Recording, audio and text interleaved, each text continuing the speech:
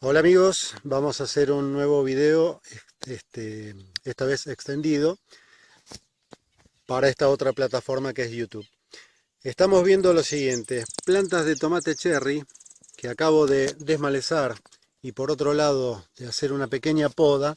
Como ustedes pueden apreciar, las plantas mismas van descartando las ramitas bajas. Entonces, mientras yo voy sacándole la maleza, que es césped, en este caso es solo pastito, pero aún así es preferible que no esté para darle aire y luz a la base de la planta, porque como ven tiene tomates casi hasta el piso. Y le ayudo sacándole esto porque le beneficia en aprovechar su fuerza para seguir creciendo hacia arriba. Como ven, la planta ya está altísima, entonces estas ramitas de acá abajo contra el piso ya no las necesita. Entonces va quedando todo esto limpito contra el piso, de manera, como decía, que pase aire y luz, y se va creciendo un nuevo follaje en la parte superior. Acá tenemos más. Bueno, cuando saco el césped me encuentro con la sorpresa de que ya tenemos algunos tomates pintando. Ahí, si la luz me deja, porque el sol está fuerte hasta ahora.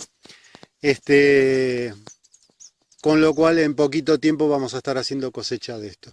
Otro dato interesante que quería aportar es para la gente que hace verduras y les gusta hacerlo como nosotros en forma natural, sin el uso de químicos. El abono que nosotros usamos para nuestras plantas es el estiércol de las ovejas. Como ven, allá se ven las ovejitas, están al lado, pero afuera de la huerta, porque si no me comen todo. Y entonces usamos el estiércol de ellas para el abono. Como ven, es un abono muy bueno. Si lo buscan en internet van a descubrir que el abono, en la comparación entre caballo, vaca, cabra y oveja, el mejor abono es el de oveja. Este es un dato interesante para la gente que hace verduras y le gusta hacerlo en forma natural. Consigan estiércol de oveja. Y el otro es lo siguiente, que tenemos acá, una plantita de albahaca. La albahaca, al estar pegada a las plantas de tomate, va una acá, otra al lado en la siguiente línea, y así hacemos toda una fila, de manera que logramos una barrera natural contra los insectos, porque la aromática, en este caso como decía la albahaca, tiene un olor, un aroma tan fuerte, a los insectos no les agrada, no les gusta eso y se repelen, se van. Y el otro beneficio obviamente es que a nosotros sí nos gusta comerla. Todos saben que es muy rica la albahaca con ciertas comidas. Por ejemplo, nosotros este verano pasado hemos hecho pizza con nuestros tomates cherry y con nuestras albahacas y es verdaderamente un manjar. Entonces, la gente que haga, como decía, verduras, que trate de hacerlo en forma sana, sin el uso de químicos, por ejemplo, para las control de plagas, es a través de aromáticas. El año pasado yo tuve la visita acá de una persona del INTA, de Concepción del Uruguay, y él estaba sorprendido, me pidió pasar a ver mis tomates porque veía lo siguiente: no había un solo insecto en las plantas.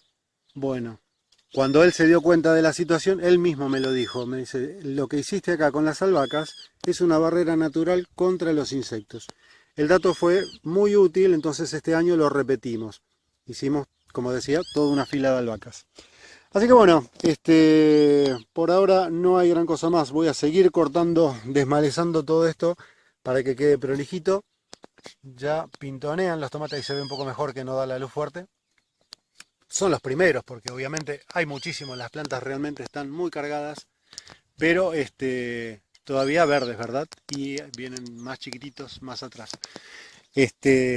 Vamos a seguir, como decía, haciendo esta limpieza. El desmalezado es muy importante. Y además, bueno, tiré este par de datos para la gente que le interesa la agroecología. Amigos, nos estamos viendo. Hasta luego.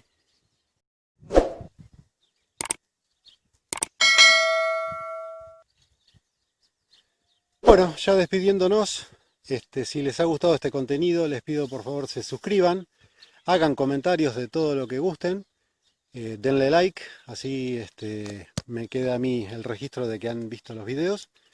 Y bueno, nos vemos en el siguiente hablando de otro tema interesante del campo. Gracias.